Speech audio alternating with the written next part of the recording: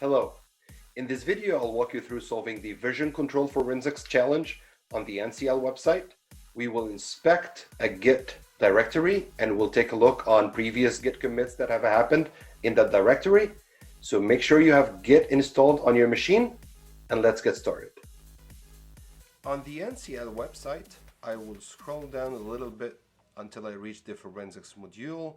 When I click on it, it's going to take me to a version control challenge, and it says one of our employees' computer was compromised and we saw this backup file leave the network, but we couldn't find anything other than a simple readme.md file in it.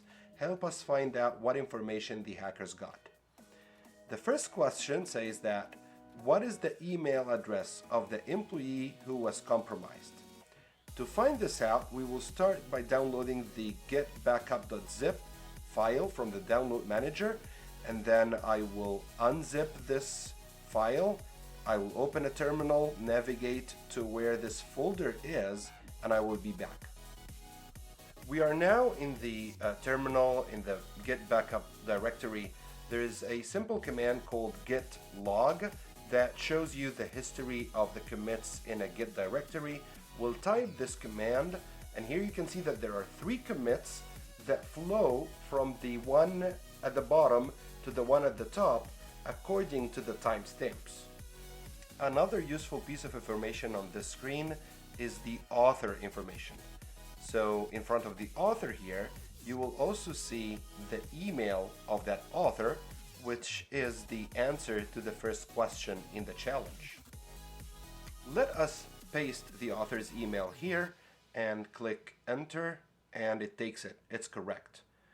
The next question says each employee is assigned a flag. What is the flag that was compromised? And that's a little bit ambiguous, so we need to find out how can we find this flag.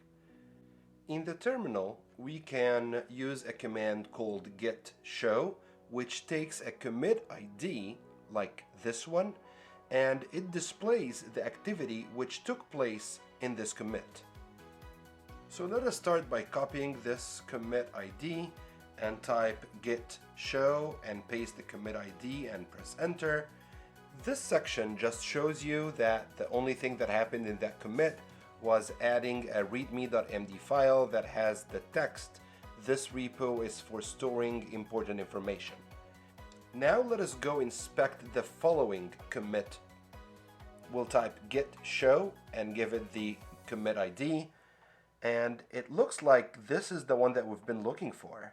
So it has a file called flag.txt, and it shows here that some of the text that was added is sky-lrhx-4910. Let's copy that and paste it in the NCL website and hope that this is the flag they are looking for. And that's correct. So the next challenge here says that Greg thinks that he may have had additional account credentials that were compromised. What's the name of the service provider for that other compromised account? Another ambiguous question here. One thing we need to remember is that Git has something called branches. Branches are some sort of different directories or different versions in the same Git directory that can have different files in it. So let's check if there are any other branches in this Git directory.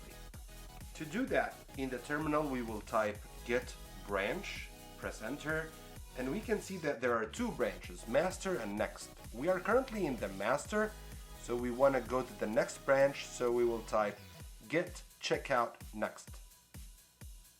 To check the commits in this branch, let's type git log, which shows us there are 2 commits here.